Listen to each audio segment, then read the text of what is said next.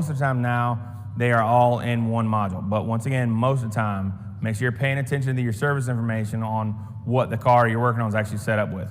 So this is a big one, and this is why it's all the more important for you to understand, because it has been a NHTSA, or National Highway Traffic Safety Administration, rule that since 2012, all manufacturers have to incorporate stability control. So anything you work on that is newer or 2012 and newer has to have stability control, all right? So how many cars do you think you work on? Put it down there in the chat for Mark so I can talk to him at our break. How many cars, what's the percentage of cars that you work on in your shop from day to day that are 2012 and newer? You think it's 60% or newer, 40% or older? Put it down there. So what does this require?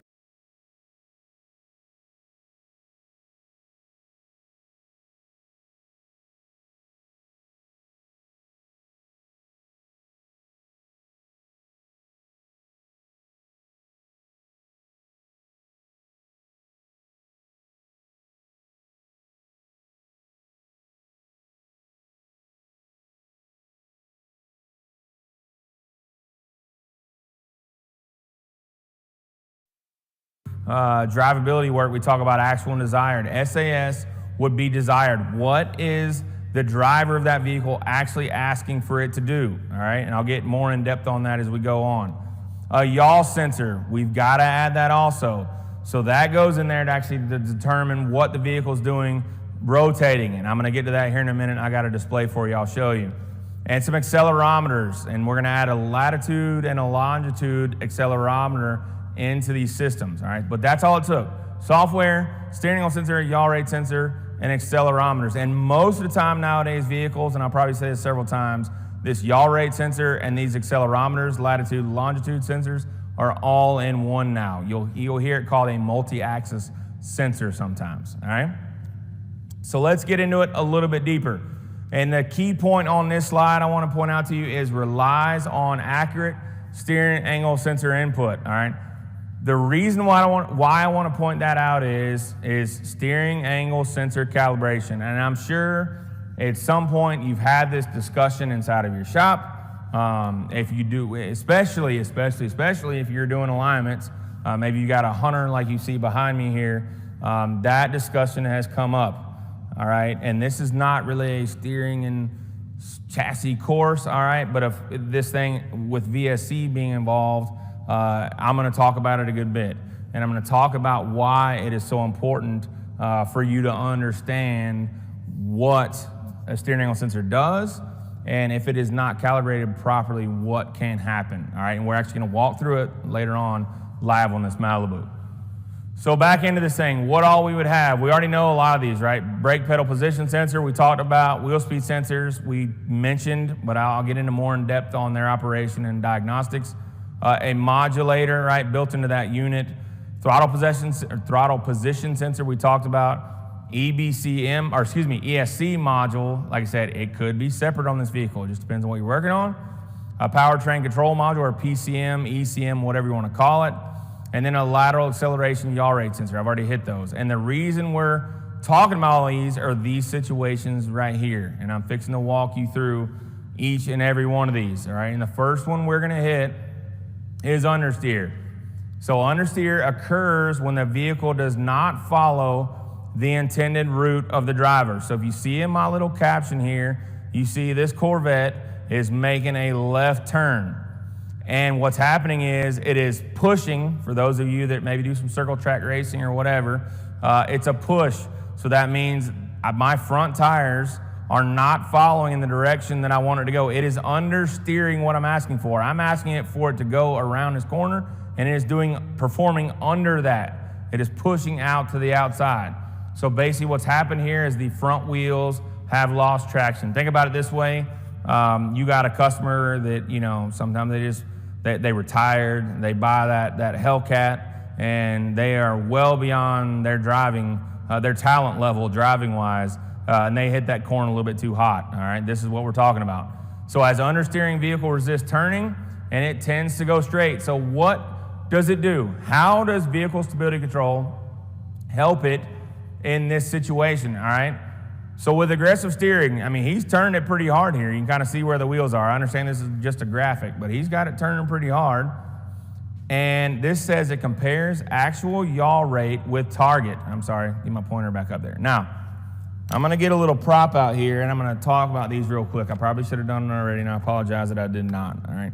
You see, I got my nice blue. I apologize, it's not a Corvette, so it does not match my slides up here, but this is the best depiction I have for you. I used to use my little remote here, and my boss said, wait a minute, they can't see that very well. So he actually built this little Mustang for me and put this all thread through it. But it's a good visual and hopefully help you understand the sensors I'm talking about. So the first one I just mentioned there is yaw. All right, and it's not yaw. Yes, I am from Atlanta. I'm not talking about Y-A-L-L. I'm talking about Y-A-W, yaw, okay?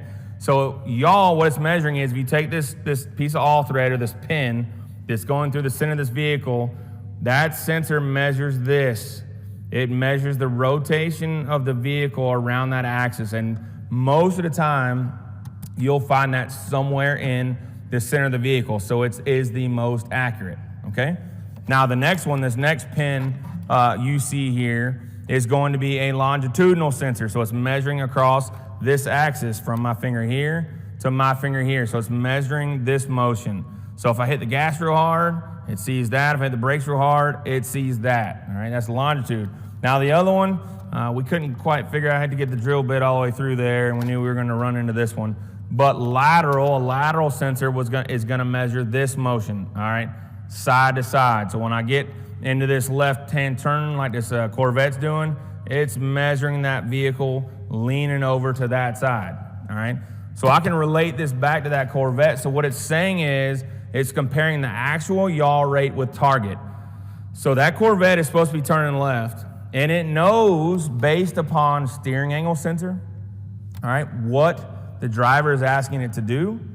It says, all right, he's asking, I'm just gonna make up a number, 45 degrees to the left. All right, it's also gonna look at all 4 wheel speed sensors and say, hey, if he's got desired 45 degrees to the left, this wheel speed sensor should read this.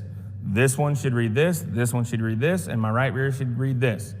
All right, and it's also looking at a target yaw rate. If he's 45 degrees to the left and I'm going this fast, this is what this rotation speed should be. If it does not meet, I'm sorry, I just hit the car with the microphone. I'm sure it just popped in your ears. I apologize. If it does not match what the target is, okay, based on the conditions, the desired condition of the driver, EBCM is going to activate, and the VSC, if you will, stability control, is going to try to keep this car from pushing. All right, in this instance, it's going to say, hey, that car is not rotating like it's supposed to. All right, so let's go back to this and see actually what it's going to do. How does it keep that car from just sliding off a cliff here? All right, so it's going to energize that master cylinder isolation and prime valve, which we just talked about, keeps me from overfilling my reservoir there. And it's going to apply brake force to the rear wheels. Well, which rear wheel would I apply brake force to be able to get that car to start to rotate? All right. Well, probably, and you'll see the size of my arrows here. All right, let me zoom in so you can see it. See, my biggest red arrow is the left rear. Basically, what I've done here is, or what the EBCM has done, is thrown out the anchor on the left rear to try to give that vehicle a pivot point to get it to turn again. All right, we are trying to get it to rotate to the left, like you see my center arrow there. Now we may hit the right rear a little bit as well, and we hit the left front. Left front's fine also, right, because that's gonna help it go, to the left. And as it still hasn't improved, when we get to this slide here, or this picture, see I've added a little more left, a little more right, a little left front, and now as the car actually is getting back, and the driver's actually not trying to force the wheel off to the left anymore, you see it backing off, and VSC has done its job. All right, so that is how it controls understeer. And you'll notice I did not have any numbers in there on how fast that happened. It is super, super fast. We're talking microseconds. The computer there is making those decisions. All right, so let's talk about the next condition, oversteer. So I know understeer and oversteer get confused a lot, and that's why I point it out as best I can to make it as simple as I can. I've got a racing background, so understeer and push and oversteer and loose just come naturally to me, but not everybody. So like I said, understeer is opposite of this. Understeer is turns less than you want it to. Then we get to this one, oversteer occurs when the rear wheels do not follow or track behind the front wheels, but instead slide outside. So now I'm asking, let's just say, keep that same scenario, I'm asking for 45 degrees to the left, but with what it's reading yaw rate-wise and wheel speed sensor-wise, it's getting a lot more. It is actually oversteered. So the rear wheels have lost traction, and obviously the vehicle can go into a spin. Now, any of you on the class tonight are drifters, this is a good thing for you. But we're talking about your normal, everyday customer that comes into your shop.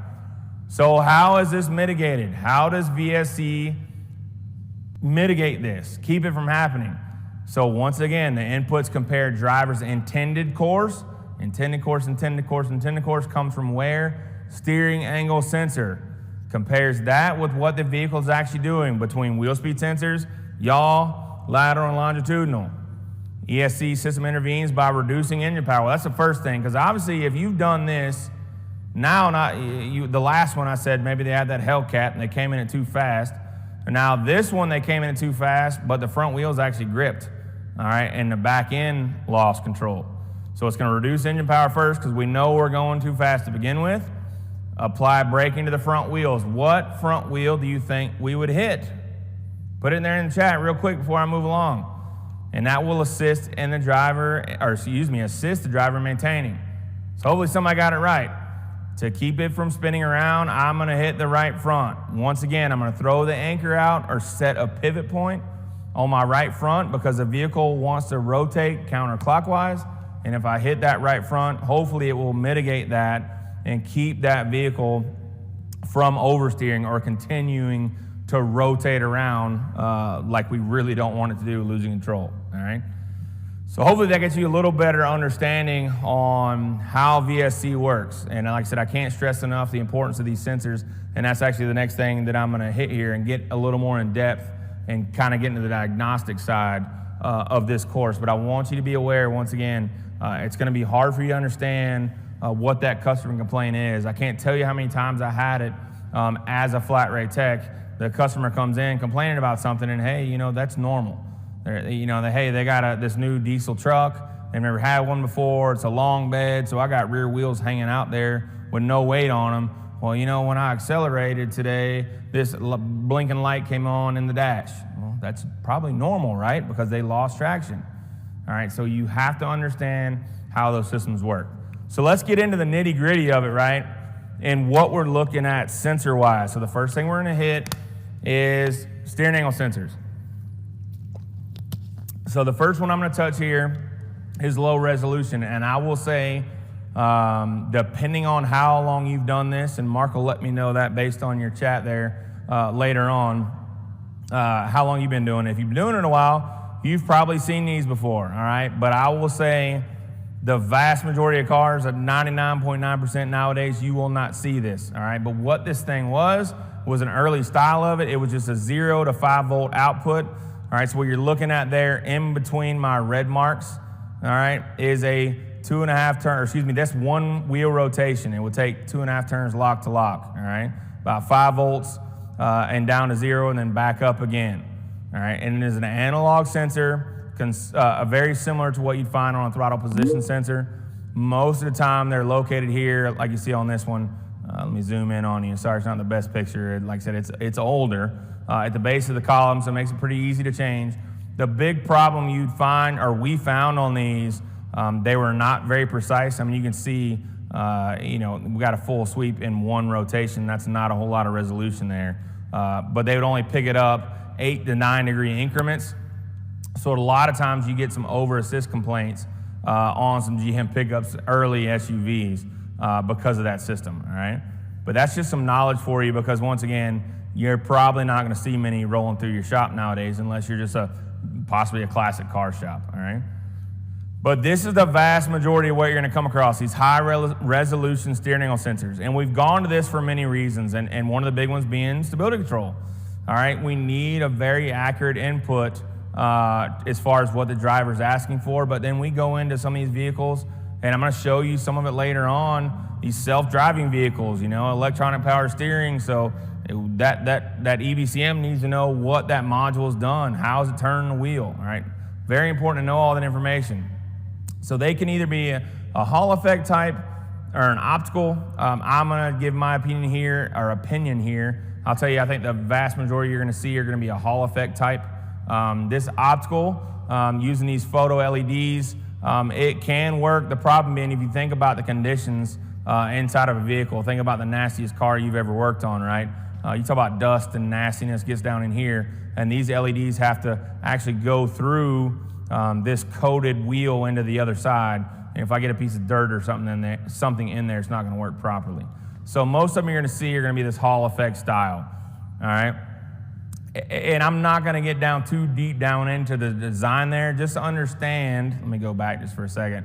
You see this north-south, and as it passes by this Hall effect sensor, it actually changes the resistance internally there to change into a digital output, all right, a square wave, and I'll show you that. If you really need to know some more information internally on how they work, it is definitely out there for you to read. I think I actually have like a 45-page document on the internal design and function of a Hall effect sensor. You can talk about things like Wheatstone bridges, all right? A little bit above my head. I did not need to know all those engineering specs to be able to diagnose it, all right? So let's get into the diagnosis side of it. So what we're looking at here is a GM setup here. I don't remember exactly which vehicle we pulled this off of, all right, but this is just a typical and what you'd see input-wise, all right? So you see I got a 12 volt, this is my power input to it. The next 4 pins you see, GM LAN serial data. That goes back to what I talked about earlier, and if you are not up on your CAN network diagnostics, it is probably time to jump in a class and figure out a way to get your knowledge level up on that, all right? Because most of these steering wheel sensors you're gonna find nowadays are gonna be CAN network based, all right? Because the only other wire I have here is just a ground. Now, with that being said, how do I diagnose this? Well, on the outset, if I don't know what CAN network is, or I don't know what GM LAN serial data is, if I'm a good tech, I can come up here and make sure I've got 12 volts. I can make sure I've got a good ground, all right? Always keep that KISS acronym in your mind, keep it simple, stupid, because if you've done this as long as I have, or Mark has done it, at some point you've probably had your hind end kicked by a blown fuse, right? So don't ever skip over the simple stuff here. But once you get beyond that, if you don't know what a CAN network is, you're gonna have a really hard time diagnosing this. Now, with all that being said, most of the time you're not even gonna be able to get to this, all right? And what you're looking at here, and I apologize, it is a pretty grainy picture there. I probably need to make a note and we can replace that one here pretty soon. But that is a CAN signal, right? A high-speed CAN signal. It is just zeros and ones is all you're looking at there. The problem, and the reason I said you're not gonna be able to diagnose this, is a lot of times this steering angle sensor is directly attached to, it could be called a steering column module. So that network, this signal is sent right to that steering column module, so there's actually really no way to get in there and see what's coming out of this. And even if you can, if you see something like this, how do I know what this means, all right? So once again, just follow along and we're gonna get to it, but this is kind of my big deal here. This is how I want you to determine whether it's working or not. Testing it. And SAS PID is available, I hate to say all, but I'm gonna say probably all vehicles, all right? And I'm gonna show it to you on this Malibu here shortly, all right? But if I want to determine if this thing is working, right, I go straight ahead. What do you see there? I see 0. I go all the way to the right here, I see 518. I come over here, I go all the way to the left, I see -519. Now, don't get all twisted up about the all the way left and all the way right being different, right? Those things are set mechanically inside of the rack itself, and then learned by most of these electronic power steering racks through soft stop resets. But once we get out to that point, you're normally not gonna see any code set, all right? The biggest thing we're worried about here is this center position, all right? So what I would recommend here is actually going in and graphing it. And I'm gonna show it to you here on this Malibu and looking for any dropouts. And if some of you are diagnosing wheel speed sensor this way, it's the same thing we're looking at, all right? So that's the next thing we're gonna do here. I'm going to hop over here in just a second. I'm gonna, you have to, I apologize right now because it's gonna take about 10 seconds because this is a hybrid and it's a push button, so I gotta hold it down for a second. But give me just a second. I'm gonna walk over there, get this thing keyed on, and then I'm gonna walk you through using, I just happen to have a Snap-on Zeus behind me tonight, and looking at this steering wheel sensor, all right? So let me walk back here, and you're probably gonna hear some clicking and buzzing and dinging and all that good stuff. Hop up in here. So a lot of these, if you didn't know that already, which most of you probably already do, you just press this button, key's already in the car. I hold it down for about 8-10 seconds or so, and it all powered up for me. So I'm good there. I'm gonna shut the door so y'all don't hear the little dinging coming through on the background. All right, so we're gonna pull up the Snap-on so you can take a look at that. You see the screensaver up, but I'm gonna start digging down through this thing. So I'm gonna hit scanner and let it initialize here. Probably should have done this before time for y'all, but that's all right. Just makes it even more realistic for you. I'm just gonna hit OK there. All right, I do not need to do a code scan on this vehicle. Now, if I'm talking to you and teaching you a diagnostic class, I'm gonna tell you, yes, make sure that you go through and do a full code scan because sometimes codes pop up in weird places. But what I'm gonna do here, just because I've obviously pre-staged some of this, I've been through some of these cars, I'm gonna tell you right now that ABS, I've already found it there. But one thing I'm gonna show you, and we're not sponsored by Snap-on or anything else, this is just a scan tool that I happened to grab today. One nice thing that they have done on some of theirs, you'll see this bottom tab here, this wheel alignment. If you click on that, a lot of times you will find steering angle sensor PIDs there. All right, so I'm just gonna click power steering module. So hey, that seems probably about right. All right, so it says steering wheel centering. So the problem here is, and this is another real world thing for you, I've already screwed up. When you go to that wheel alignment, most of the time that is not for looking at PIDs like I'm trying to show you. That is for actually doing the resets. So I'll show you that later on. So let me back out. All right, and let me find power steering module. I know I can go to ABS, but just so you can watch me fool around with this thing a little more. There's power steering control module, all right? And I'm gonna click data display. I'll click data. All right, let it do its job here. It's gonna collect the information. So there's steering wheel angle, all right? And I'm just gonna, just so it's a little clear for you on the screen, I'm gonna hit custom. You don't have to do this, but I just wanna make sure it displays really well to you. And I'm just gonna click steering wheel angle, and I'm gonna put it in the graph. So we're just imagining, and I'm gonna go ahead and give you a key right now. This steering wheel is centered, all right? Somebody put down there in the chat what this thing is reading right now. Hopefully you can see it down there on the bottom or on the left side. I know sometimes, like I said, this doesn't come through very well. The steering wheel is centered, and this thing is reading 6. So that right there goes ahead and tells me it's an indicator, one of those high-level indicators, this vehicle has a problem. But what I want to show you is how I would kind of go about this and see if there's any problem. So I'm going to walk back around to the vehicle while you're looking at the scan tool, and I'm going to rotate this thing probably full all the way lock to the left and then all the way back to the right. And I'm gonna look for anything kind of funky in the graph that you're looking at, all right? I'm just looking for anything kind of crazy to happen. Now, obviously, I'm not a robot, so I can't turn this thing perfectly smooth, and I am on a bit of a time crunch, and I'm kind of having to reach my hand way up to be able to get to it anyways, so it's not gonna be perfectly smooth, but we're looking for anything weird, little dropouts here and there is what I'm looking for. When I'm diagnosing one, I think I might have a problem with. So I'm gonna go back. That was all the way left. And this should be pretty much right back at center there. All right, looks pretty good from this side. Let me come back to my scan tool. All right, well, yeah, there you go. So I'm gonna hit pause on this while everybody's looking at it. Yeah, you see there's little steps here and there in it.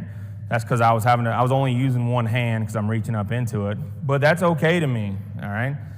If I was really trying to dig down into this, I'd actually get in the car and make sure I'm a little smoother as I turn it all the way left and all the way right. And you see, I went negative about 501 and positive about 499, all right? So I'm good with those numbers, but like I said, I already gave you a little cheat there that I already saw this thing's about at 6. Let me hit record again, and we can see where it's at, but it's going to be up a little bit, so this thing is not calibrated, right? And that's the next section that I'm going to get into. But give me just a second. I'm going to walk back over there, get this thing turned off so I don't kill the battery or anything else. I do have a battery charger, but you never know. So I'm going to walk back over here real quick, turn this thing off. 2 seconds here, and just press it one time, hopefully. Should go off. Close the door. There you go. Get that typical GM beep a few times that tells you, hey, dummy, you kind of left the keys in the car there. All right. So this is a key here tonight. And this is a discussion that I get into a lot when I'm teaching classes, and I'm sure Mark there can agree with you as well, that, hey, Mr. Ryan, how do I know when it needs to be calibrated? Well, I'm going to give you the book version of it, and I'm going to give you my version of it, all right? And I don't disagree with the book version at all right? But I'm going to give you kind of the way I've done it for, over 20 years now. But they do not require relearning often, all right? But they may be required after these different conditions, all right? Once again, always refer back to your service information if you're in doubt, all right? So wheel alignment, that is a big one. Now, let me go ahead and hit that on the head right now. Wheel alignment wise, if I've got it on the alignment rack like I have right here, all right, you're going to see later this thing sitting on jacks and all that. I'm not talking about that. I just completed an alignment on this vehicle. How do is Ryan, the guru instructor, determine if it needs to be calibrated? How I do that is I'm going to connect the scan tool, just like I showed you, and what should be there? The steering wheel should be centered, right? Because I just aligned the vehicle. If it's at 0 or very close to 0, it's good, all right? No, then it doesn't have to be aligned. I'm not saying every alignment you do means it has to be calibrated. But if it is 2012 or newer, all right, and you just aligned it, you need to check it, all right? And that's all I can say about that. I can't stress that to you enough. Make sure you're checking it that it's really close to 0, all right? So what other reasons?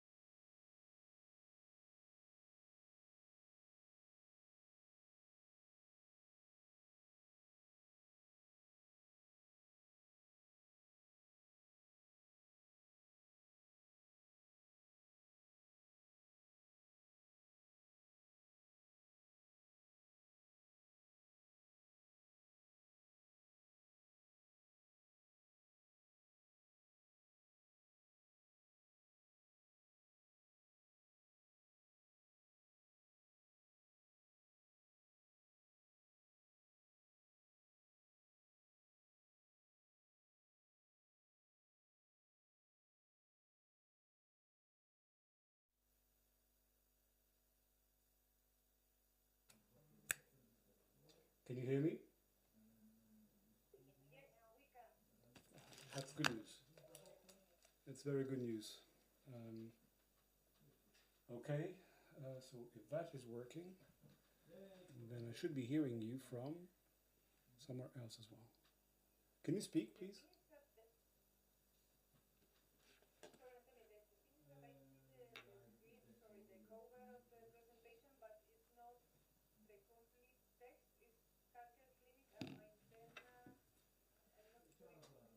Yeah, Marta, at this moment is just, do you see a slide? That's all I care. Then we can correct the, we can correct the presentation, show exactly what you want. We have Tuesday to finalize this. And at this moment is really just a connection. Let's check that we can do all of the connections correctly. Okay, just to check.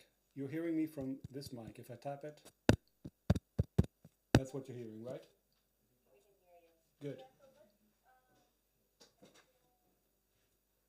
The problem is that I don't hear you very well, and the reason why I don't hear you very well is because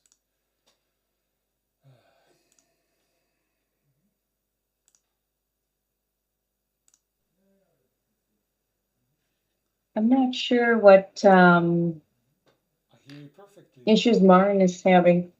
Do you have Hi, any, Karen. do you have any feedback? Hello, Karen. Hello. How are Sorry I'm you? late. Sorry I'm late. No No worries. worries. Can you Maren hear is me? also late. He hasn't joined yet. Okay. Can you still hear me? All right. So let's say Audrey opens it, for example, and then she'll make the opening remarks, and then she will pass it off to the team. So Can you still hear me? So Antonia, first we're going to, so I can hit send live. So I'm hitting send live. So Martha and Antonio, or Martha will probably see easier. Do you guys see a, let's see, a red box around the presentation? Yes, I Okay. can see that. That Yes. means it's live and the audience can hear everybody and see everybody. So whoever is presenting, only they should be unmuted. Everybody else have to mute themselves, even myself. So I will be the producer of the event. What that means is I will change the screens around. That means only the screens in Teams. So I will move it from Audrey to Antonio and then Antonio to Audrey as needed. But Antonio itself has the Black Magic tool. So Antonio will switch the camera views at the location himself. I don't have control to that. But from a team's perspective, I am able to move it around, if that makes sense.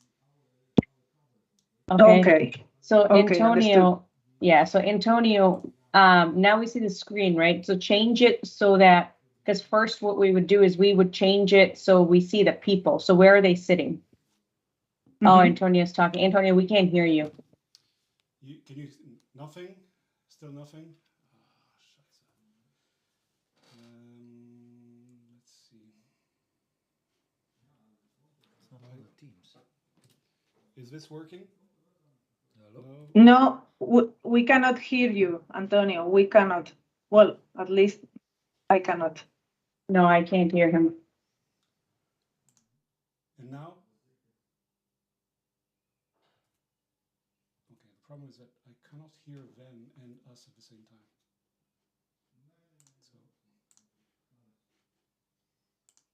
speaker needs to be my speaker. Okay.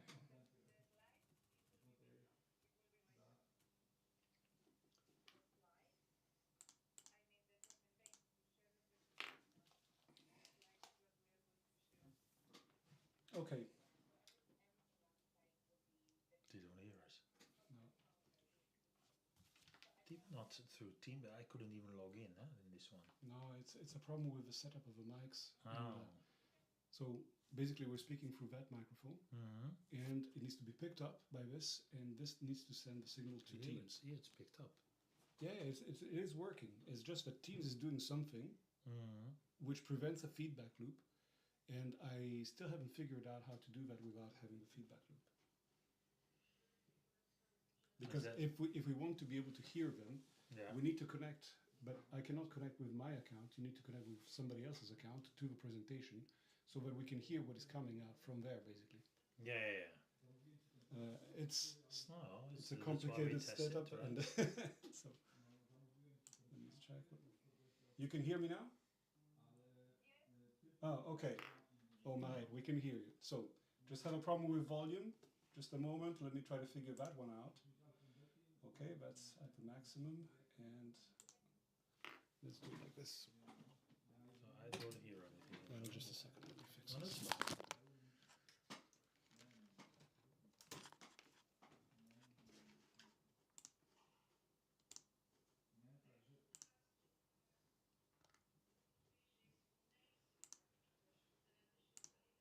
Can you try to speak once more, please?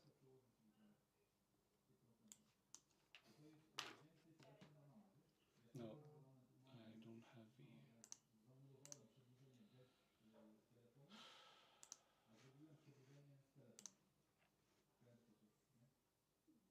Hello? No.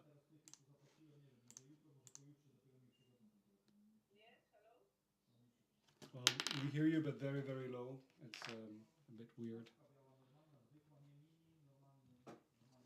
I'm gonna try to log out and come back in just a second.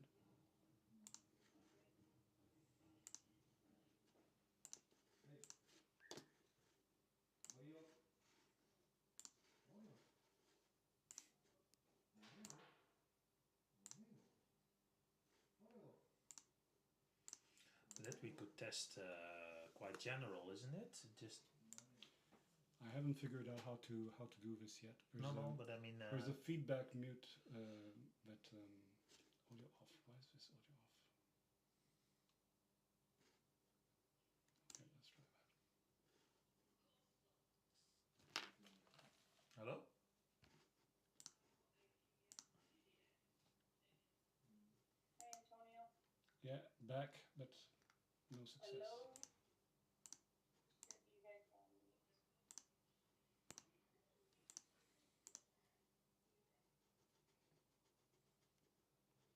Okay, let's try that. Can you try to speak once more, please?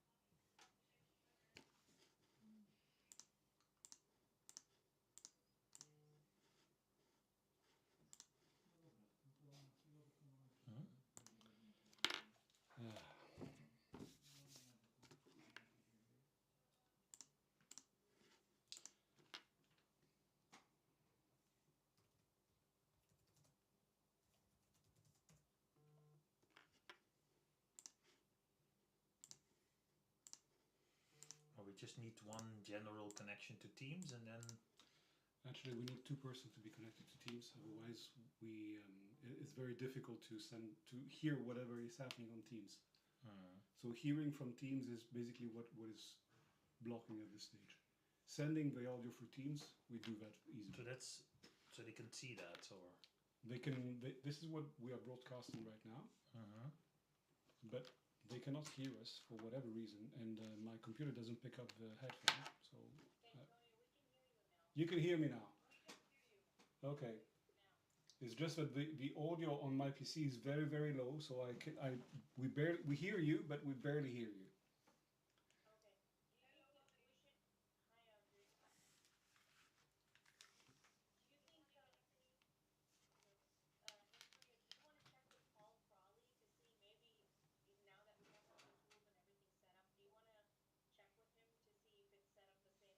No, it's not used because we have an audio mixer on top, and we have 4 different broadcasting sources. So I'll probably need to continue my tests. We're still setting up, especially for the audio. From a camera perspective, so what you said earlier on is perfect. So you will switch between Audrey and the studio. And in the studio, we can basically change the cameras. As you can see, I'm doing this live right now. You should be able to see it on my video. Yeah. We can see it. Looks good. Can you, so let's say we start, so Audrey, thank you for joining. Just want to make sure, so Audrey, we would open with you, and you would do the opening remarks and basically, however you want to wrap it up, but pass it on to the team. So that's Just only the their sound. cue and my cue. So then I will change from your video to Antonio's. And just a confirmation, I will be fully remote. I will not have the chance to be live with the team. So just from that aspect, I will be on my own team. Okay, all right, leave it. Yep, perfect. So, I will switch you to the team, and then, the team will go through, the event, so like talking about the parks, the presentation, the Q&A. We'll cover the basic, we'll cover that information in a little bit. But Audrey, after the Q&A, would you like to do a closing remarks? Or would you like us to end it with the Q&A and wrap it up?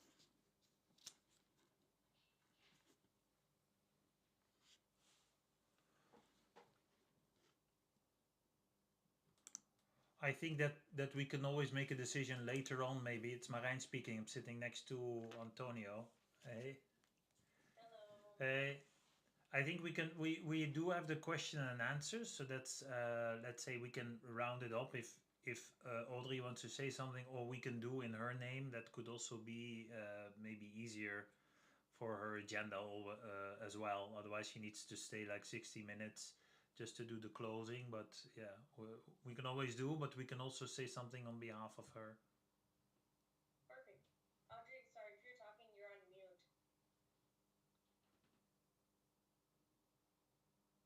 No, I wasn't talking. Oh. Oh, okay. Is there an option that you prefer? I'm sorry for maybe I got lost. As far as the intro and everything and passing it off to the team is not a problem. I must have missed something.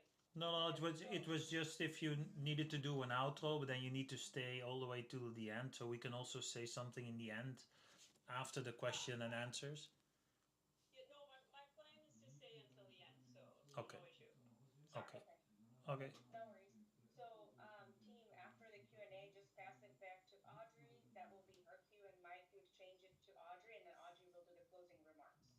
All right. That sounds good, Audrey? I should probably just leave it unmuted. Yes, that's fine. Okay, all right, cool. That's perfect. Audrey, I know you have like other conflicts. If you're more than welcome to stay, but we are all set with your parts, okay? Okay, very good. I'll hang on for a few minutes and then drop out. Thank you, guys. Thank you. No problem. Thank you, Audrey. Thank you. All right. But I'll be on mute, so you'll have to give me a second to get off. No problem. No problem. All right. So, Antonio, so after Audrey, I switch it to you. So show me the first camera view that we would start with. Okay, it's in theory it should start with something like this. They don't see, I think. Oh yeah, wait. I switched to my computer camera just a second. Let me switch to the Black Magic. Yep, here we are.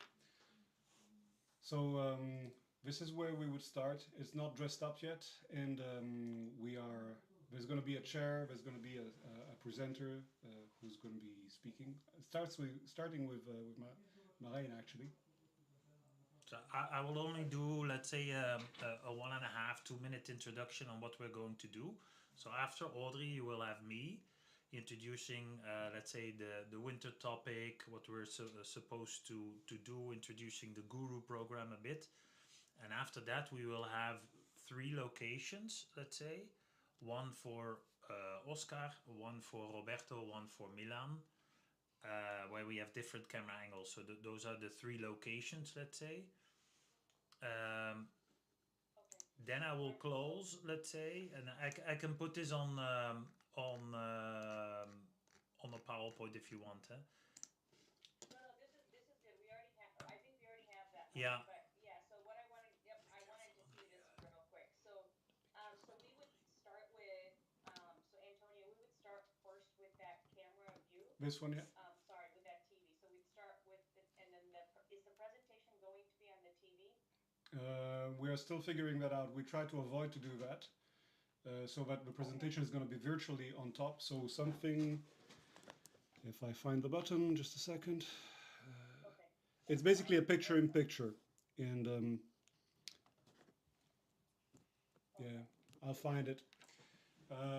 But basically the presentation is something that we have inside our media, so it's going to be something like that we can put either full screen or in a corner of the screen. And we're doing some tests to see how big the presentation can be and where to put the presenter. So that we don't need a TV, basically. Yeah, perfect. Okay, all right. So now, this is our only rehearsal, right? So that's why I'm asking all these questions, because we have to kind of figure out all these things.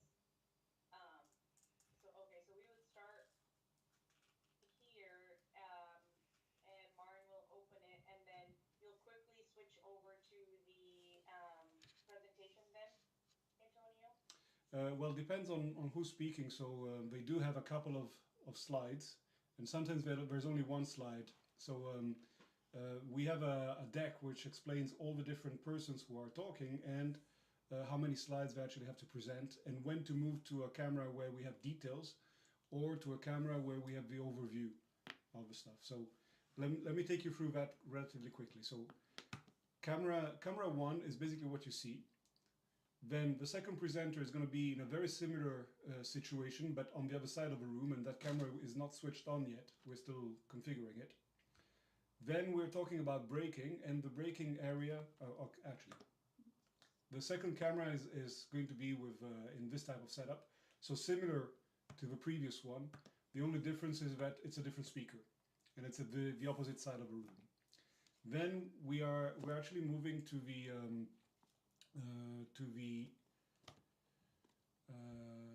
the braking part of the presentation.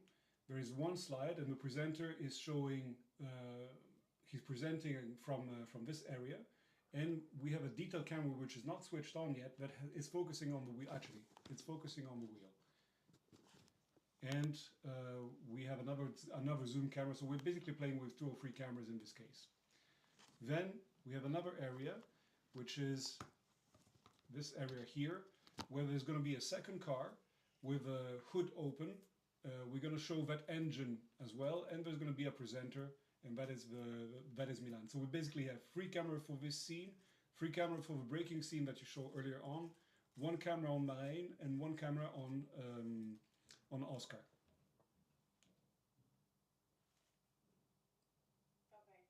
Okay, so when we are, I guess, when we have slides. Yeah, I'll be showing the slides. Okay, so we can't see the person, right? We'll just see the slides. We can do both.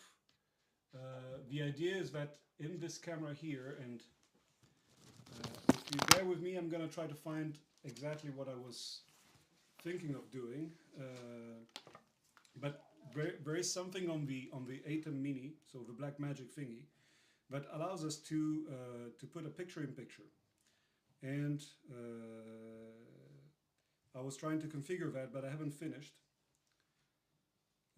One thing that, for example, I can show you is that to the bottom right,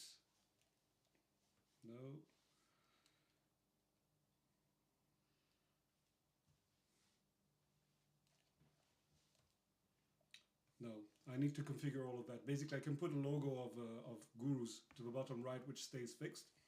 And the other thing that I can do is I can put a picture-in-picture in one of those modes. Let me see if I can send this one as a super source. So you see there are 4 boxes with a background here? Yes. Yeah? So I can fill the boxes with whatever I want. And for example, the camera 2, then this box can be camera 8, and so on. So I've got a version of this where there are only 2 boxes, and I've got a version which is picture in picture. So I'm playing with those options in order to be able to build all the scenes for the show. But I haven't finished. Okay, gotcha. Okay, okay, sounds good. So, I have two questions. One is, so with the event being on Thursday, do you guys want to meet either tomorrow on Wednesday to do one last rehearsal? I just feel like since we're trying to figure everything out, we need another run to make sure everything is running smoothly. I think the best is on Wednesday or Thursday morning, but Thursday morning is for you probably not the best time, right? For them. Yeah, for them. I mean, the event is on Thursday morning, so it's just, it would be cutting it very close in case something's not working, we need something, we need to make any adjustments, and Yeah. too close. Then the Wednesday then. And Wednesday, I already have another rehearsal, but at the same time as the event. So right now, basically, but besides that time, I can do any other time really, even if it's early for me. That's fine. So if you want to do before, I know the event is at 9 my time, which is I think 3 your time. Correct. Yeah, three Okay, at time. so if you want to do 2 o'clock, or if you want to do 4 o'clock, that's fine with me. I can't Yeah, on so Wednesday, yeah, unfortunately. same thing. If I have a break, I'll join, but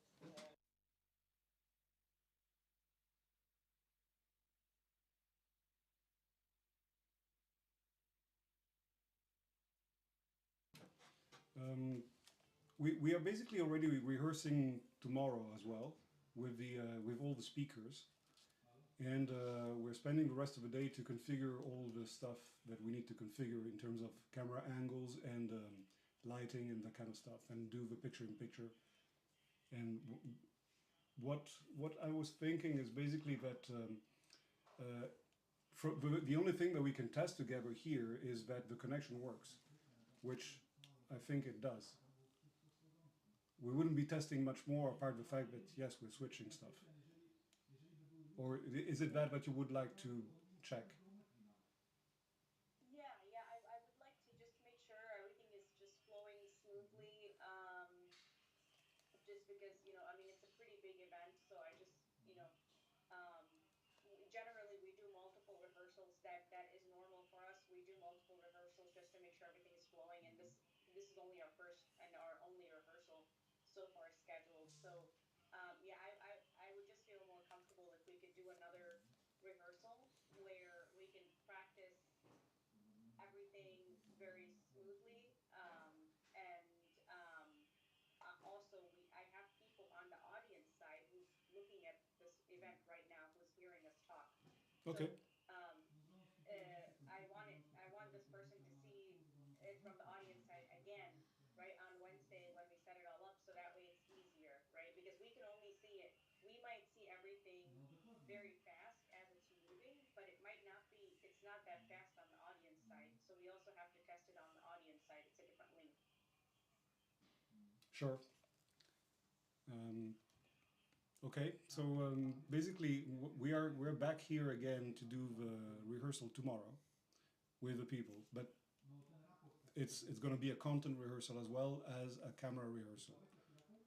Then we're doing another rehearsal on Thursday morning, our CT morning, so that at Thursday afternoon we are ready to go live. Would you want to join one of these two? Do you think, Antonio, at 4 we can do the rehearsal on Wednesday at 4 o'clock in our time? Yeah, the problem is that I didn't plan to come back here on Wednesday, so I already came a couple of days, and I need to rearrange a few things before I can do that.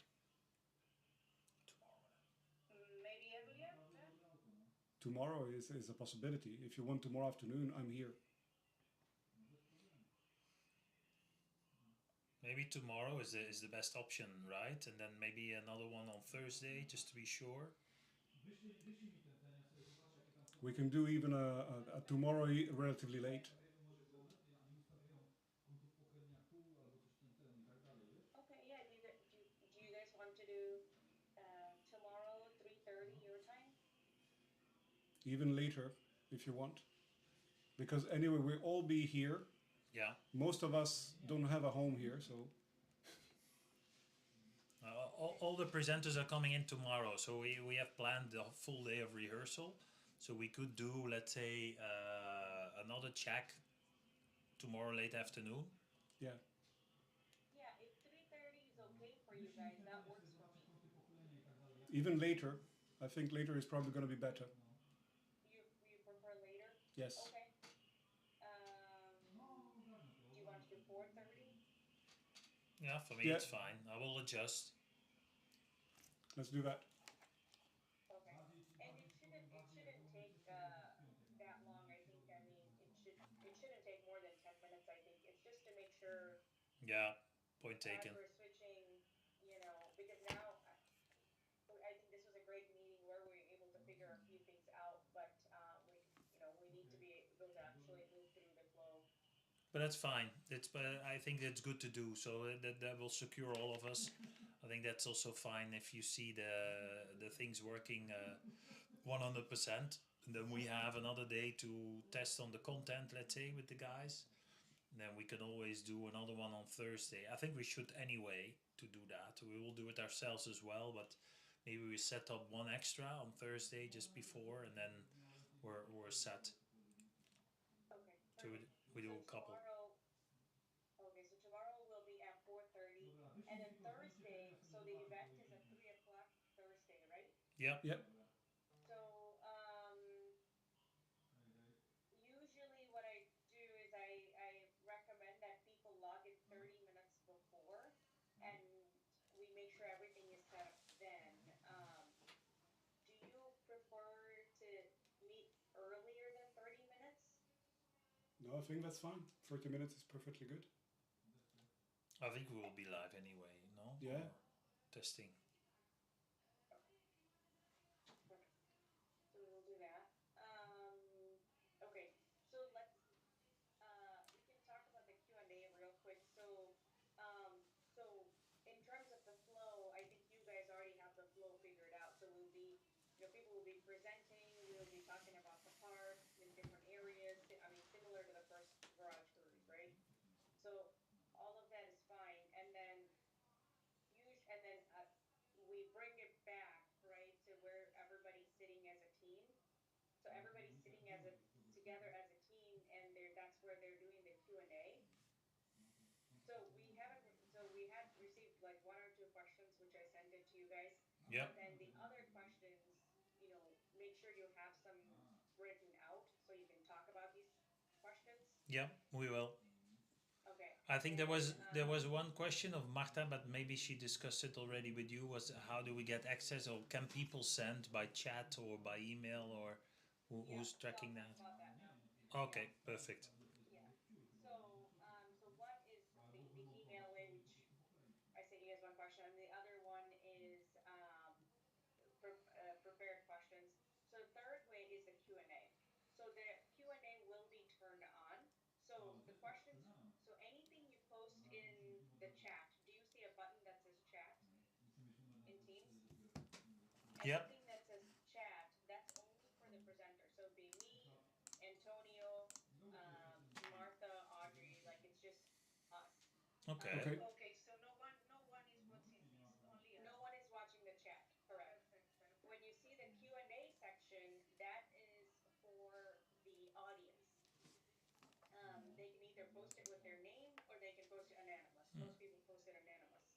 So in this section, people will be posting the questions. And so this is kind of where we have to talk about. So before,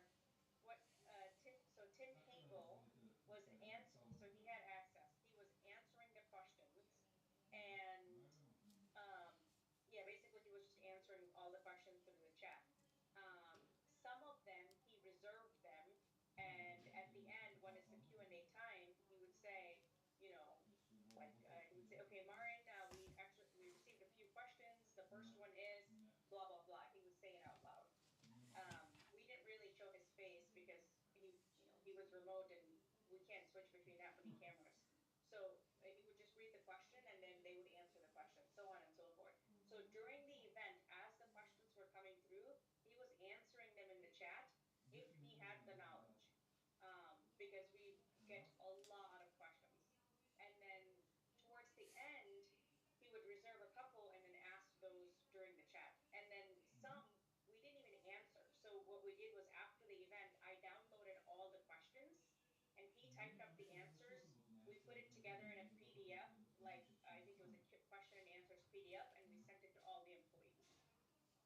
So now the question is, do we have, would we like somebody from your team to answer these questions via chat?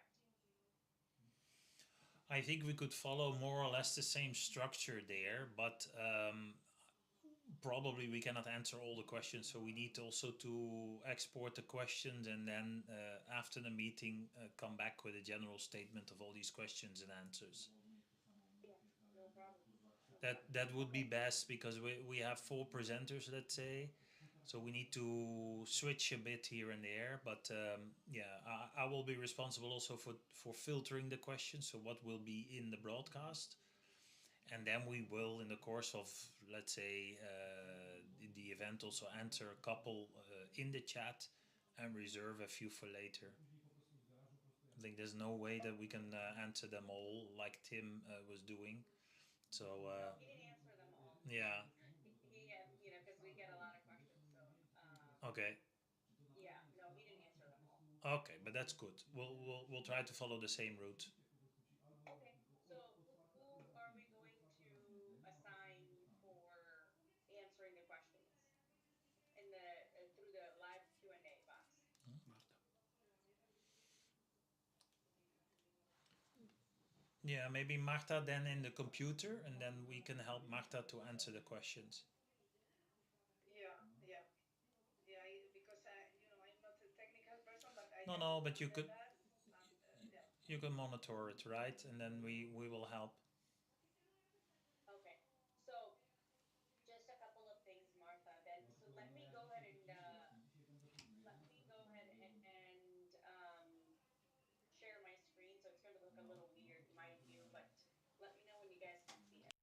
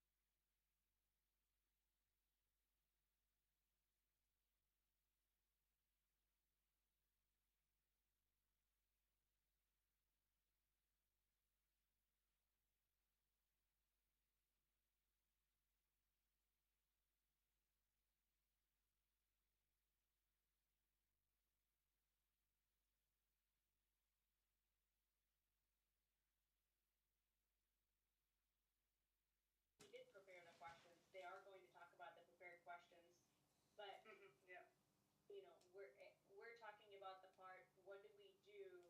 And we're still going to export the questions and put in a PDF, but we're specifically talking about what how do we respond? Because Marin was just saying that we will respond to some questions as we can. Are you saying that we won't respond to any? No,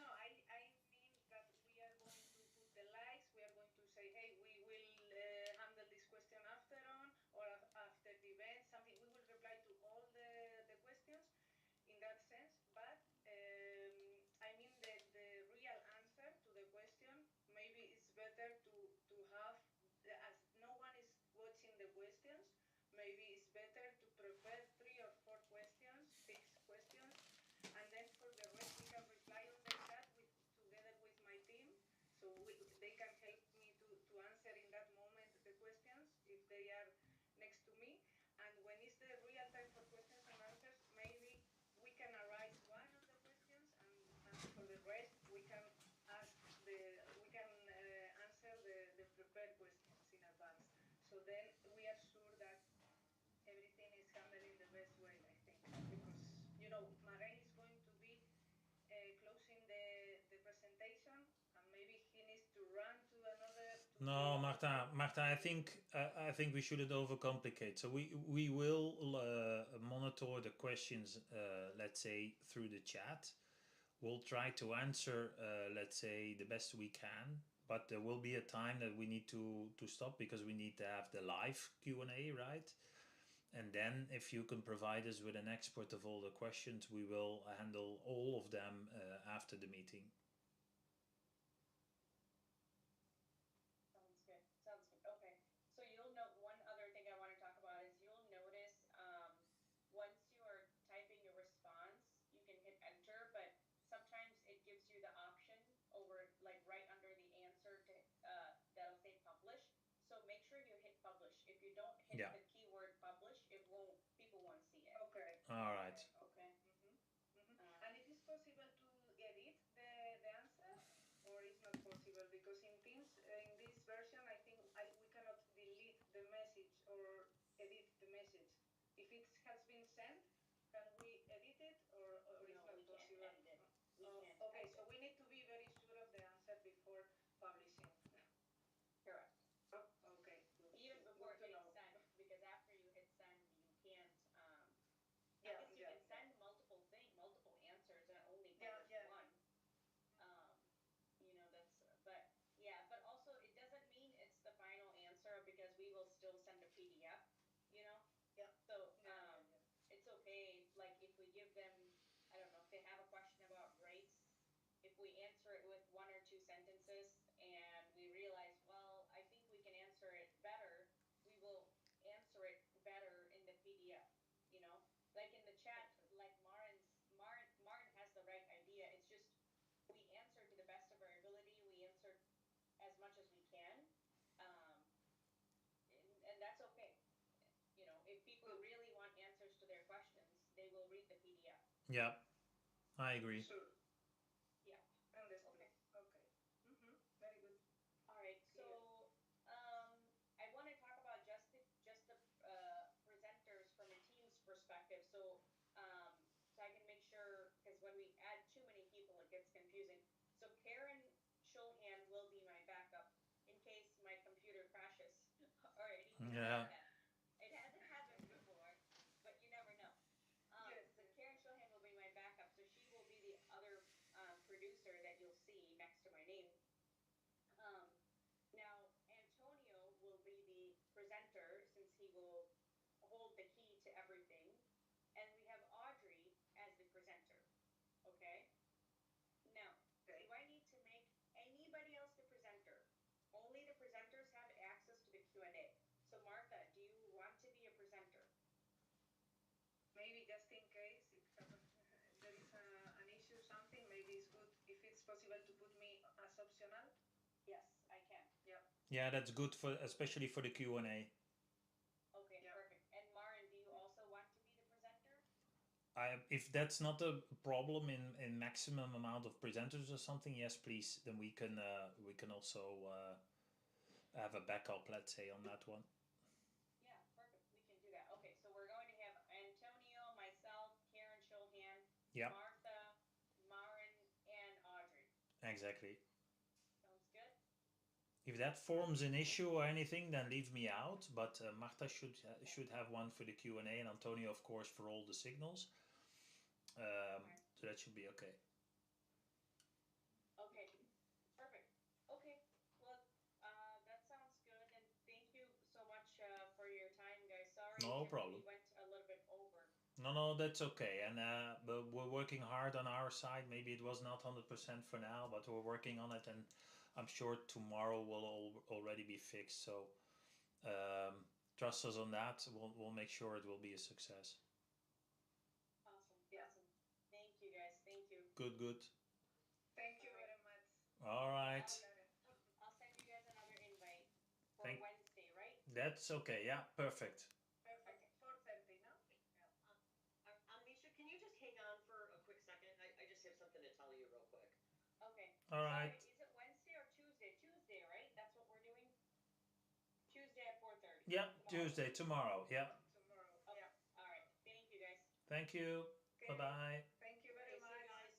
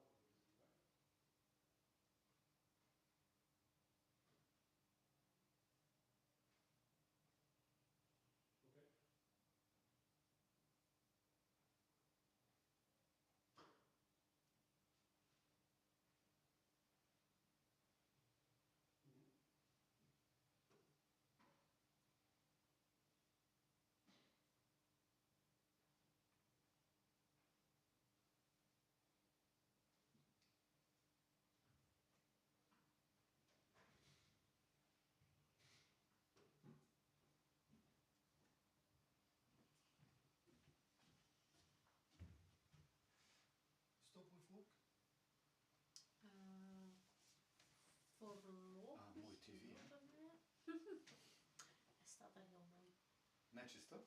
Ja. Toch? Ja, Goed zeker. gedaan. Wanneer kwam het hout aan voor de hoge tafels te maken van Ja, boven? ik moet wachten tot morgen, misschien komt er die goud.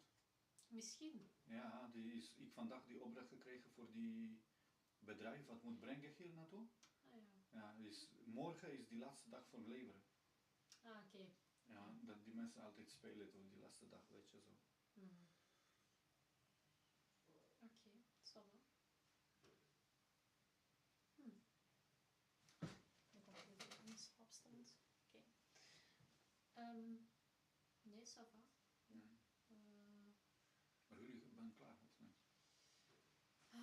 voor vandaag denk ik wel. Ja. Misschien dat Antonio nog wat wil doen of zo. Maar ik ga het vandaag niet te laat maken. Want morgen komt dan iedereen af en dan gaan we waarschijnlijk even de setup doen hier beneden. Ah, misschien hoe lang blijf je nog? Je praat te veel via telefoon, man. You're talking a lot on the phone. Ja. I'm sorry. Am I disturbing? Am I disturbing? Was it too loud? No. Is it yours? No, it's not mine. It's mine's probably. It's cold. I'm looking for the other USB charger. The other USB charging. It's there. Next to the. Ah, okay. Okay, yeah. Then I don't have space. Nee, okay.